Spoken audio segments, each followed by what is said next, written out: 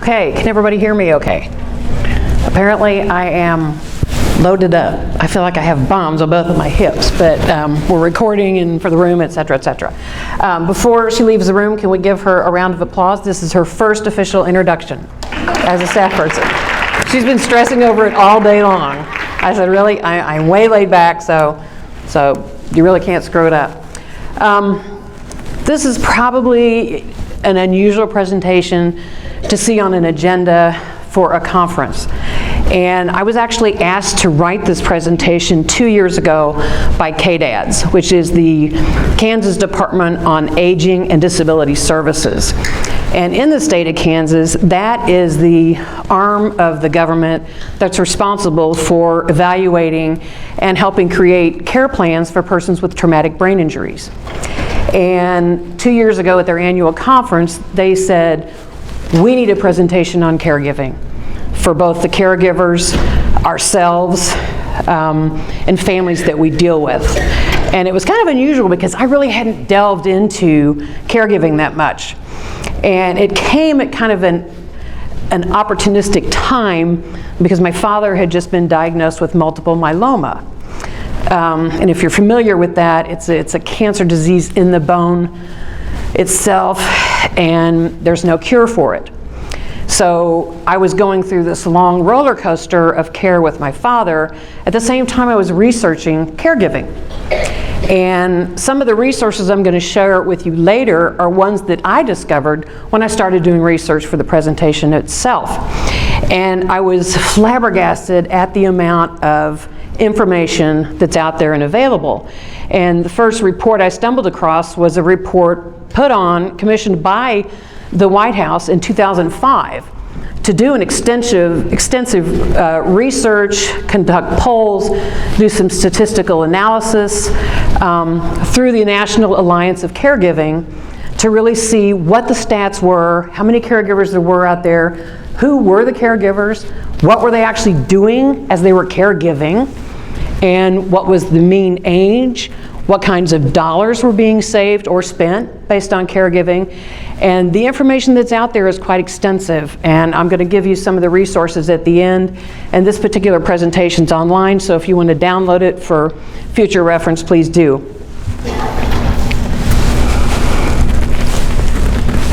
So when we talk about caregiving, probably a lot of us in this room consider families or friends, people that we know are caregivers.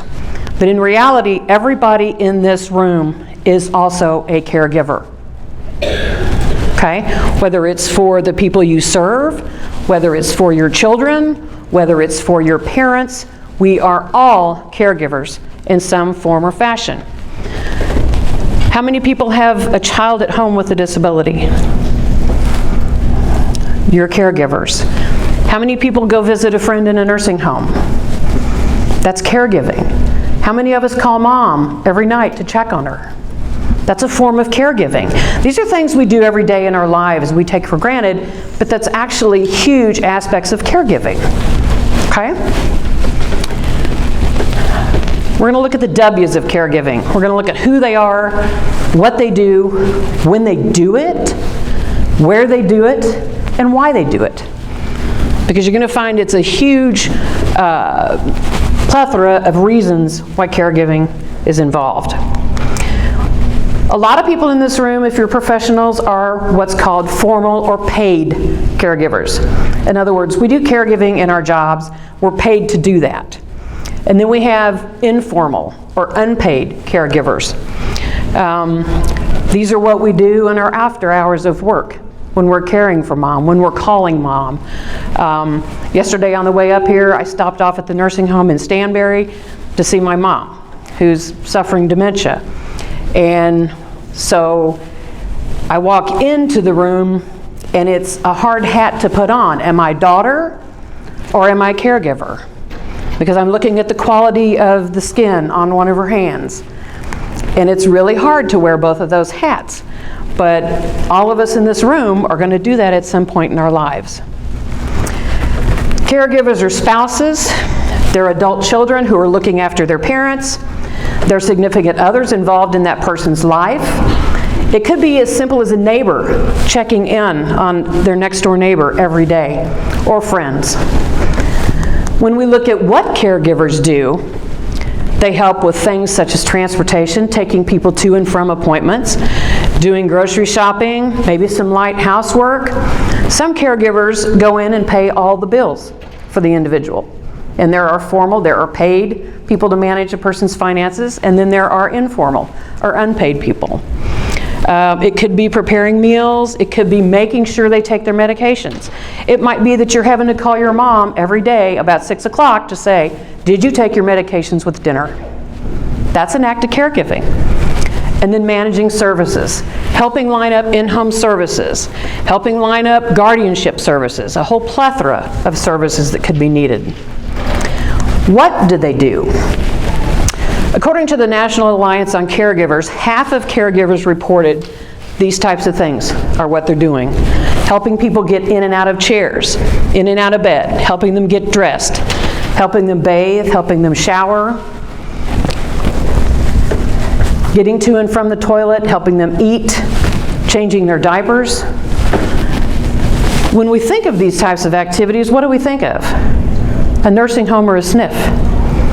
These are now being done in the home. When do they do it?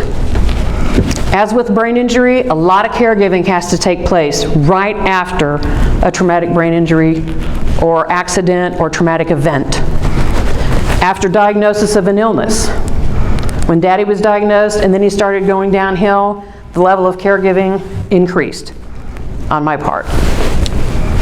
Life-altering events. The death of my father increased the amount of caregiving I had to give to Mom. Okay? Military deployment. A lot of times we don't think about this, but the spouse that's left behind after a military deployment needs some extra caregiving services. And fortunately, on a lot of the bases, they will have support groups for spouses of military who've been deployed just for that caretaking. And then changes in residential status. A person may have to leave their home and actually go into a nursing home. Where do caregivers provide? In emergency rooms, ICUs, hospital rooms. Caregivers take folks to physician visits, therapy visits. The therapist is there working their magic therapies, but they're also caregiving. They're also caregiving, being very supportive. Nursing homes, caregivers do it in grocery stores, beauty salons, banks, in the homes. When you're picking up that phone to call Mom every weekend to make sure she's okay, that's caregiving. You're doing it on the phone. Why do caregivers provide care? Because I love and care for this person. His daddy, I love him, I'm going to take care of him. And as a culture, family takes care of family. That's our culture. We also have the feeling that I'm the only family member that can step up and do this. So it's my job.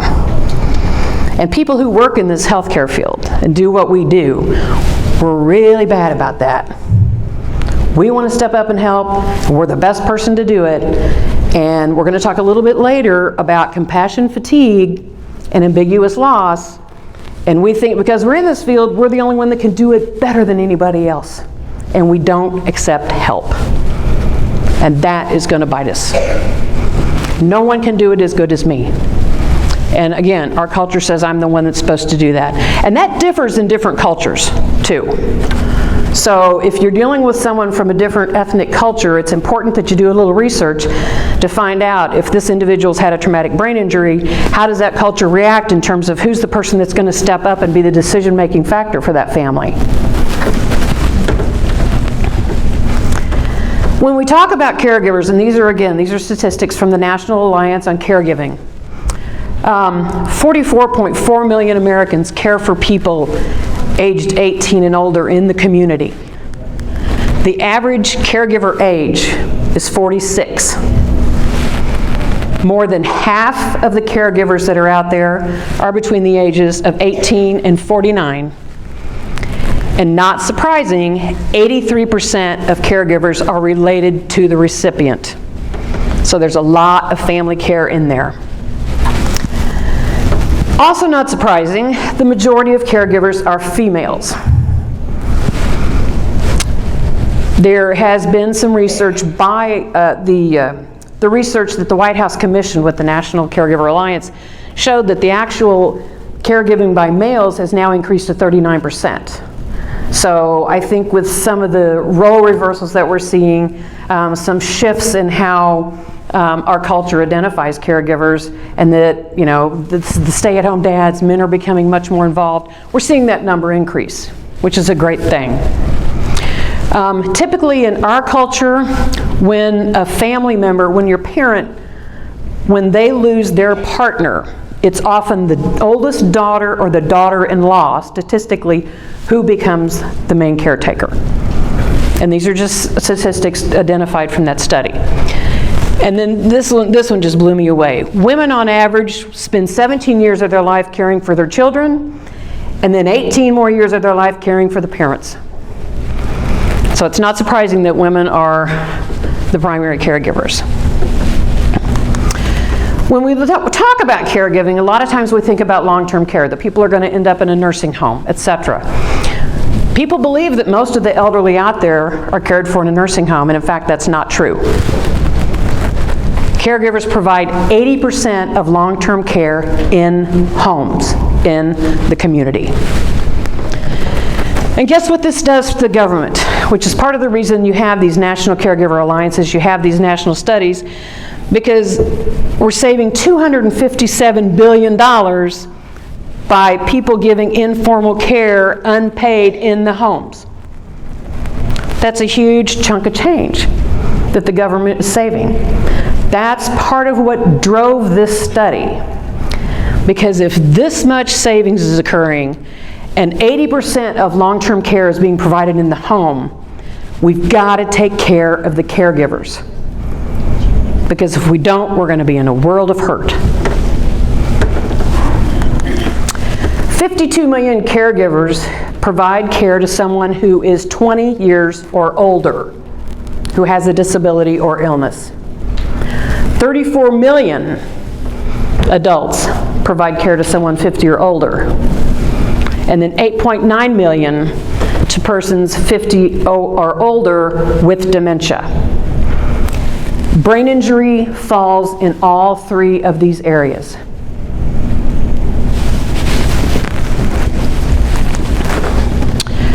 So why do we talk about caregiving?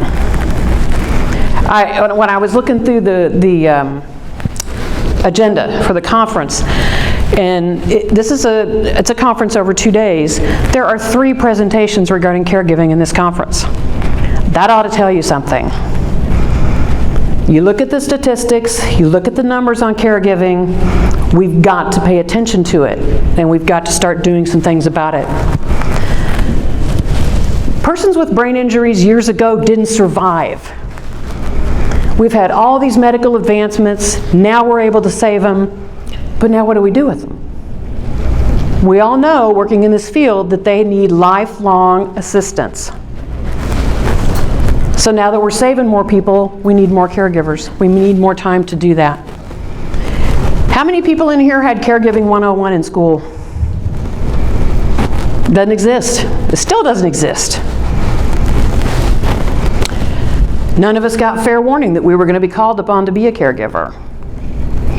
You know, I no sooner got through it with Dad than I had to turn around and put Mom in a nursing home. And, you know, I work all day doing what I'm doing, and then I go do that. And it's hard to take the hat off and be the daughter, or do I need to put the hat back on and go in and talk to the administrator about an issue I'm having? And there's associated stress and burnout, and that's what we're really going to concentrate on. Some of the risks of caregiving. Of course, stress-related illness. We don't take care of ourselves as caregivers, and you can't have prolonged stress without some premature death. You may have depression. You may have poor self-care. You're so busy caregiving that you don't take care of yourself. You don't eat right, you binge, you overeat, or you don't eat enough, and you ignore your own health care. You don't go for annual physicals. You don't go for your mammogram. Oh, I got to put that off. I got to get Mom to all these appointments, etc., etc. Or you do what I do. After I saw Mom yesterday, I went to Casey's and I got a donut. That's my stress eating. So these are huge things. And we think we're professionals, and we're like, you know, I'm a professional. I can caregive. None of this is going to get to me, but it does. And it will. Some additional signs. Sleep disturbances. You can't sleep. You may turn to substance use to assist with the sleeping. You may have changes in eating habits. Like I said, you don't eat or you overeat. You may have headaches, muscle tension, teeth grinding. High blood pressure. And this is a different kind of high blood pressure. I'm not talking about blood pressure that reacts to medication. This is not a medical blood pressure. This is a stress-related blood pressure. And prolonged exposure to that kind of high blood pressure over a long period of time leads to the premature death. And the cardiac changes, and the sexual changes. You've worked all day, you caregive all night, do you want to jump in bed and have sex? No, I'm too tired. So that aspect of intimacy in your life is the last thing that you're going to be attending to or caring about. Some of the mental and emotional stress that may come out. You may get snappy with people. You may get snappy with other people in the family.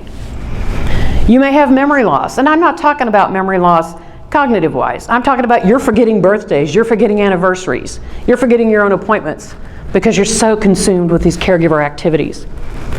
You have worry and fear. Oh, did I call her? Did I give her that medication?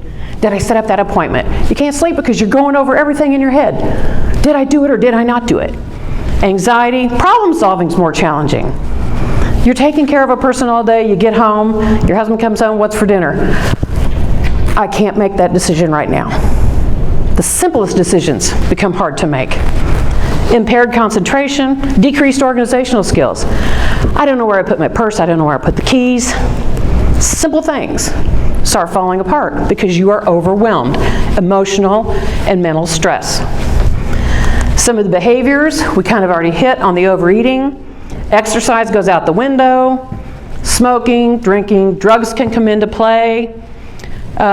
You give up personal pleasures. I love to garden. I finally had to plow the garden under, planted shrubs. I don't have time to garden anymore. Reading, crafts, social clubs, all those are very important. And some people develop nervous habits. Nail biting, pacing, fidgeting. I noticed we put the fidget boxes out in our booth. They're all gone. They went like boom. And I'm like, okay. You know, and people got it and they'd sit there and they'd be talking to me and they're going at it 90 to nothing. I thought, man, we should have got more of those. So now, those of you that are caregivers, you feel even worse now, don't you? Because I just told you everything you're feeling and you're like, God, yeah, I do feel like that. You know? But the problem is we don't allow ourselves to feel that. We don't. We think we're superhuman, we're in the helping field, and I can handle all of it. It will bite you if you don't pay attention.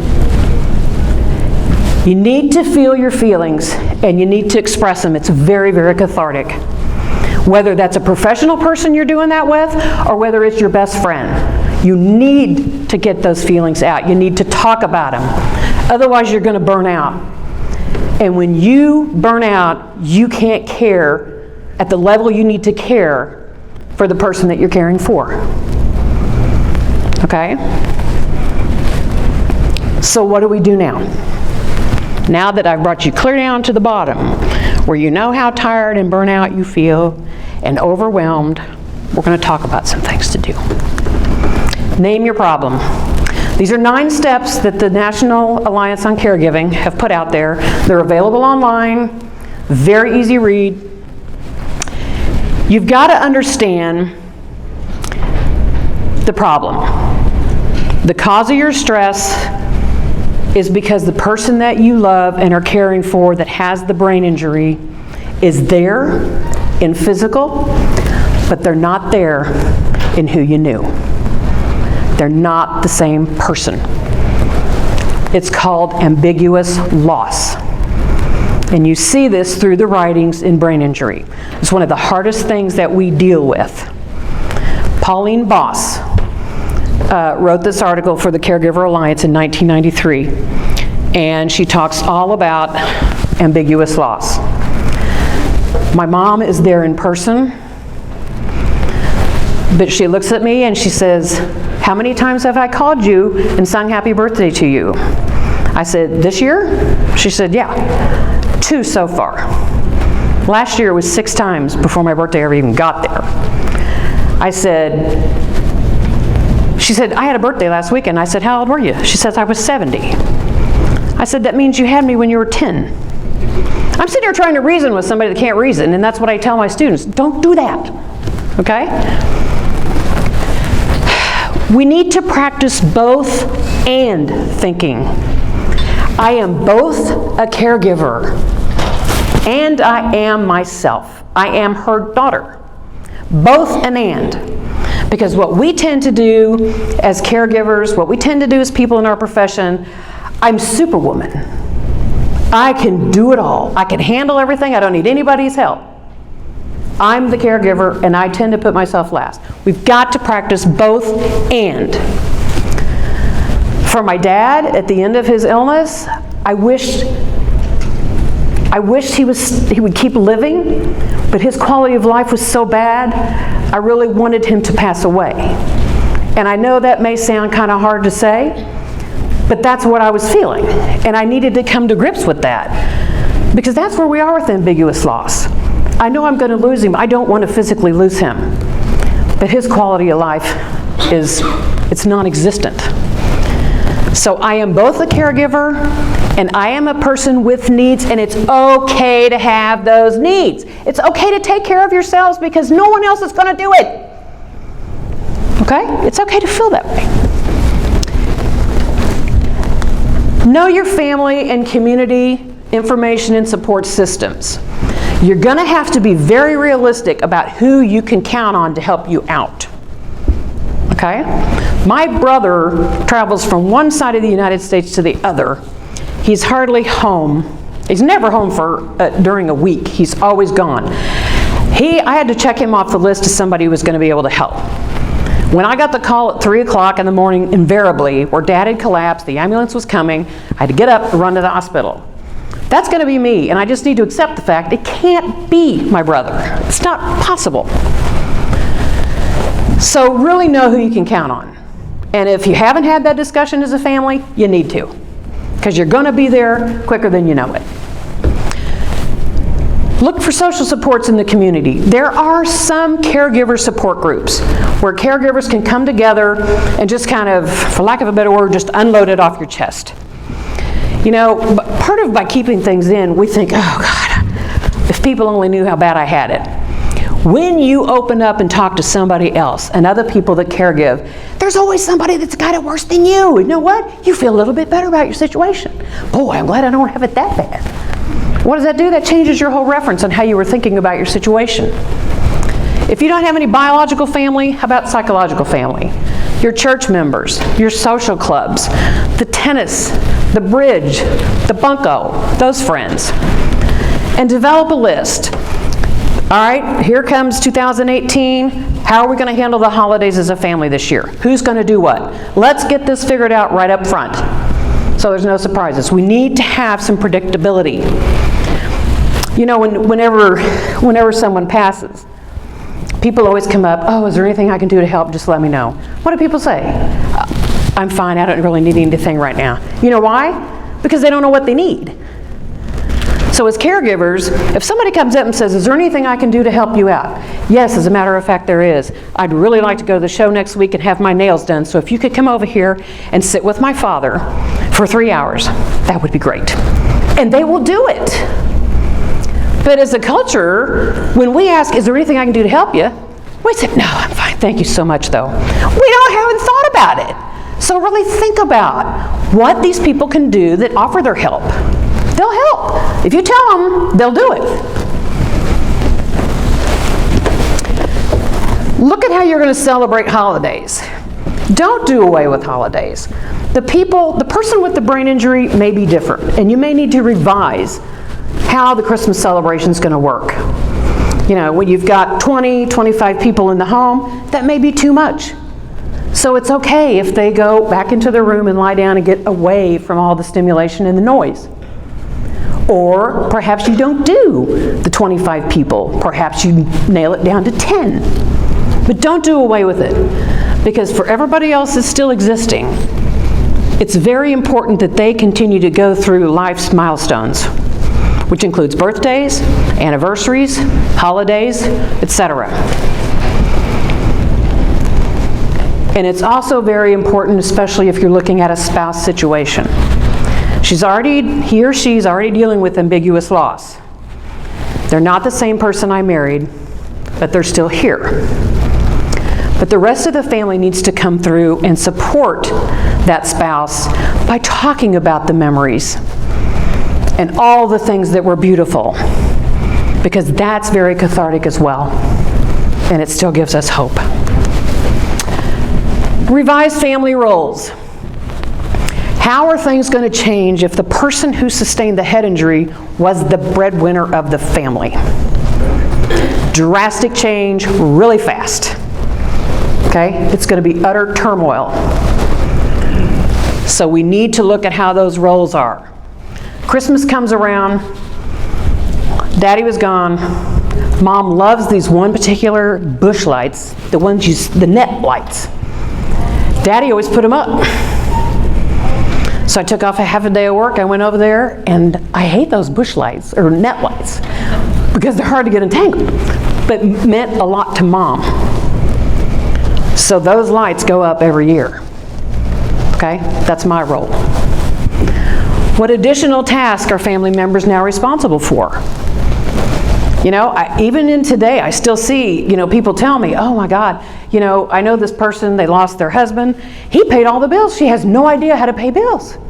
Somebody today was telling me that they were having to pay bills, and they're like, oh my God, you have to pay insurance for all this stuff.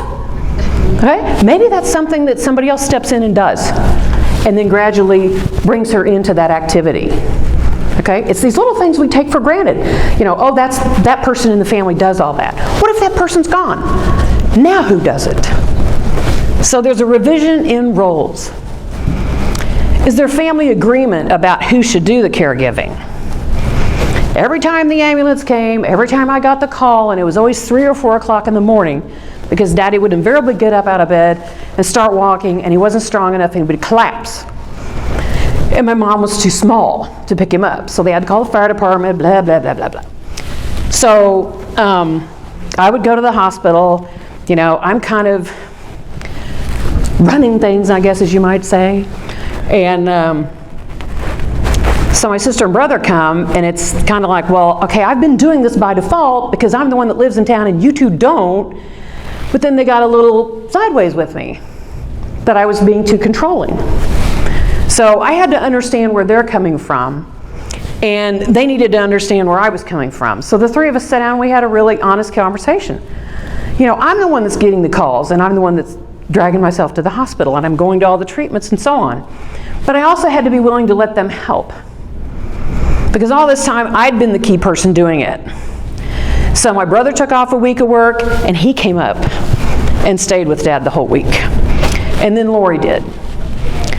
And you really need to step back at this point when you're looking at how these roles have changed within the family, and how do you see yourself now? Really do some soul searching on how you look at yourself now and how you see yourself in these different roles that you're playing. Be aware of family rules. And this can be messy. We all know families can be messy, especially when there's trauma or death or illness. I have a friend who always said, boy, the 2 things that bring out the worst in people are weddings and funerals. And she is so spot on. But a lot of families don't talk about this kind of stuff. And we need to have the discussion. Is everything going to fall to one person, or is the family going to do this as a team? I have a very dear friend who's a case manager. She now case manages the elder population. And when her father became ill, and they all live in the Kansas City area, they sat down at the first of every month, and they all brought their calendars, and they all took who was going to be with him which night of which weeks. It took the planning to another level, There weren't questions. People could go ahead and set up their own personal things they were going to do, whether it's a family dinner, bridge club, whatever, because they knew, everyone knew who was taking care of Dad that night. And it made it very smooth for those families. There were 3 kids and the spouses came. So basically you had 6 people that were taking care of her dad. And it worked for them. So if you can do that, do that. Be realistic. Are there certain people who are going to be excused from caregiving? My brother was going to be excused from caregiving. It's not realistic. He lives in Oklahoma and he travels all the time. He took a week off to give me a respite. I love him for that. I appreciate that. But it's geographically and logistically, he can't be the caregiver. So when things got close, I called and I said, now it's time to come. Okay? As a family, do you discuss views on race, gender, religion, class, age? You need to kind of know these things. You know, in some cultures, it's not acceptable for a female, other than the wife, to bathe a male. So what if you got a caregiver coming in that's a female and she wants to bathe him, and he's starting to swing at you, and you think, oh, you know, he's behavioral from the brain injury. No, you're not his wife. He can't bear the thought. Okay, so you really need to know how those things are seen. In some cultures, only the females are allowed to do caregiving. So it's really important to look at how does your family value each of these things? Or if you're dealing with another family, what cultural influence is there? Understand that guilt and anger are very normal. But you've got to keep it in check, because you can get to the point where those feelings can come out as anger and occasionally can come out as abuse to the person you're caregiving for. We all see those horror stories in the news, and they are horrific. And I don't see that happening. Everyone in here is a professional. I think we know if we've got to get help or we've got to get a substitute caregiver, we'll do it. But talk to a friend or talk to a professional before it gets that far. The burnout, the guilt, the anger, they're very real feelings. And, you know, we're like, oh, yeah, I shouldn't feel that way. I shouldn't be angry that I'm having to get up at 3 o'clock and truck it to the hospital. But it's okay to be angry. Feeling angry about the brain injury and how it's changed your family are very, very normal. But don't let it get to the point that it can hurt the other one, either through abuse or neglect. Okay?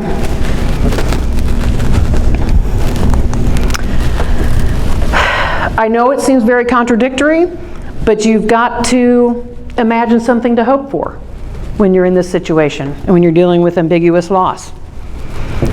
Everyone needs hope. We all need hope to stay healthy.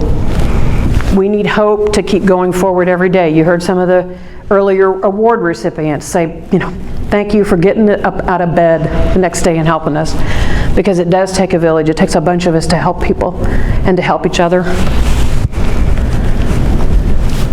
Embrace input from younger members of the family. You know, as an older population, sometimes I think we come down on millennials too hard. I know I do. I don't quite understand some of the lingo, but I'm trying. I'm really trying.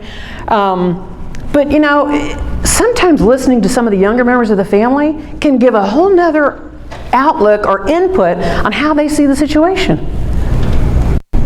So tap into that resource if you've got it. And take care of yourself. To avoid the burnout, set some firm plans in the future and keep it. Do something for yourself and don't feel bad about doing that. Think of it as therapeutic, because you're only going to be as good for the person you're needing to care for as you're taking care of yourself. Check on your own health. Seek help if you need it. Keep your checkups scheduled. Complete them.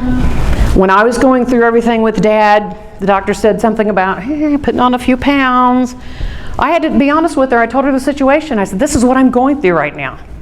So that put a whole different perspective on how she was treating me.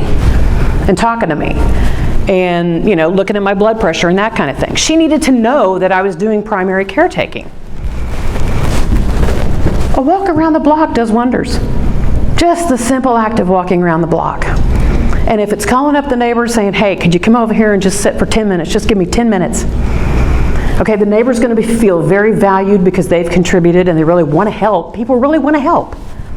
And you walked around the block and you got your head cleared. Use the 50-10 rule to restart your brain. If you're in 50 minutes of intense caregiving or intense work, and you should do this in your real work. If you're gone 50 minutes, take 10 minutes. Get on your phone, play the Candy Crush. Do something to totally just have some fun in 10 minutes of unengaging for what you've been so stressed doing. The 50-10 rule. And then the hardest thing for everybody in this room, I know because of what we do, is learning to walk in the fog. Be okay not knowing what the outcome is going to be. And we hate that. We want to know what the end result's going to be. We like to know. We like to be predictable. We want to know what's going to happen. But in this situation, you don't have that luxury. And you've got to be okay with walking in the fog, not knowing what the outcome is going to be. Compassion fatigue. It's a physical, emotional, and mental exhaustion that occurs when a caregiver does not get the support they need from others or try to do more than they can. In one of the Headway magazines that On With Life puts out, there's an excellent article by, I'm drawing a blank on his name, Dr. Greenfield, who's a neurologist and a psychologist, and he wrote an article on compassion fatigue and brain injury. Do you all keep past issues of the Headway at On With Life?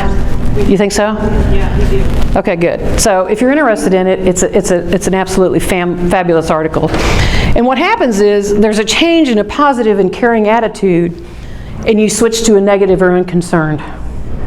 You're just at it. You're tired of caring. Okay?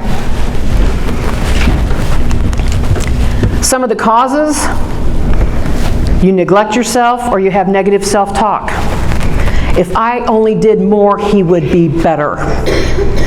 I'm not doing enough.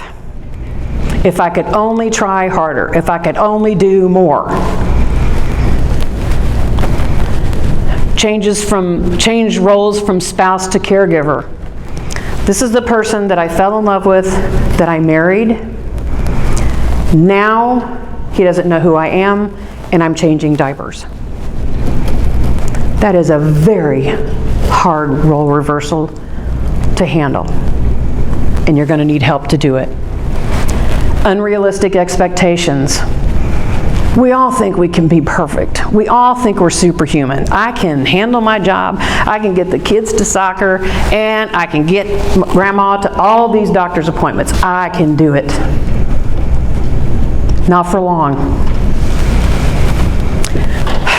A lack of money or resources. There might have been 2 incomes coming into the household and now there's 1.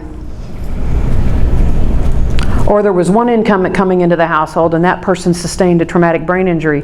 This person really needs to go to work now, but this person has to also be the caregiver. So what happens in that dynamic? And again, we all get that unreasonable belief that we're the only ones that can do it as good as it should be done. So Dr. Greenfield had this little acronym of STOP. S is seek out opportunities for support and guidance. Anywhere you can, any place you are. T, take time for the things you enjoy. Whether that's just running down the road to get a pedicure, manicure. O, opt for help whenever you can.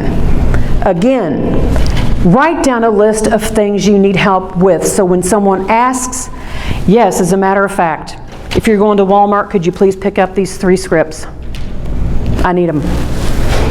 P, prioritize your needs. Do what you need for you first before others. November is National Caregivers Month. There are usually lots of activities in the community, so I would encourage you to seek those out. They may be online. Try a support group.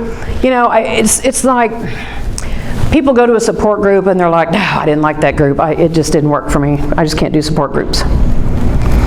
When each of us go to the doctor, if we don't like the doctor, don't we go to a different one? If we have our car worked on, we don't like the mechanic, we go to a different dealer. Same thing with support groups. Go to a different one. You will find one that you click with, that more meets your needs. And then hook up with other caregivers for mutual support.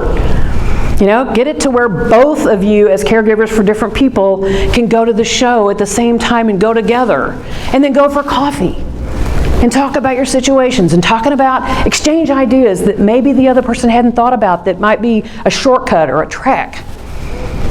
Or just go for a walk. Just take some time for yourself. These are some of the resources that are online, and there is a wealth of information that you can print off. There are brochures, there are booklets, the research from the commissioned White House report. There's a Today's Caregiver magazine. Who knew? You know, I get about 11 magazines. I'd never even seen a Caregiver magazine. There's organization Children of Aging Parents.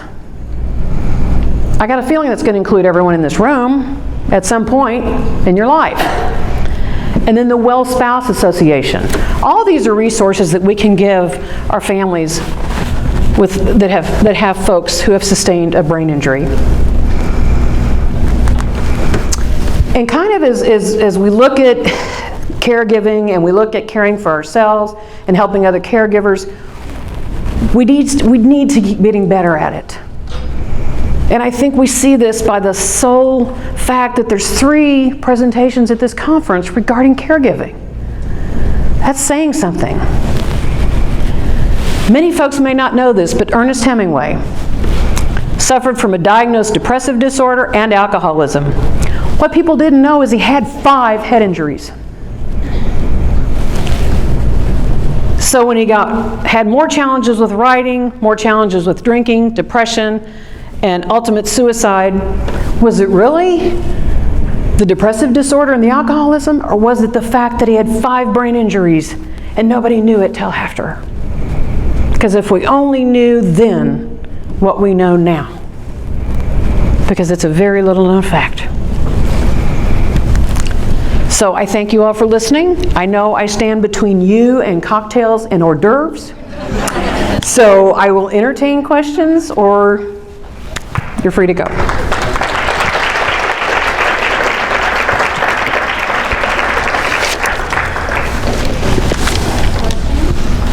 Any questions? You mentioned that this would be available for you. Yeah, on the site where you registered for the conference, if you just go down and click on my presentation and my name, it'll pop up there and you can just print it off. Great, thank you. Yep. Yes? Yeah, Jill's been busy taking care of me. Could you get 2 dozen eggs so that balance? I will. Isn't it, let's see, what's in Iowa? Is it AE? Anderson Erickson. Is that the kind you want? We live in Iowa City, so it's a long way. Okay. All right, thank you all. Enjoy the rest of the conference.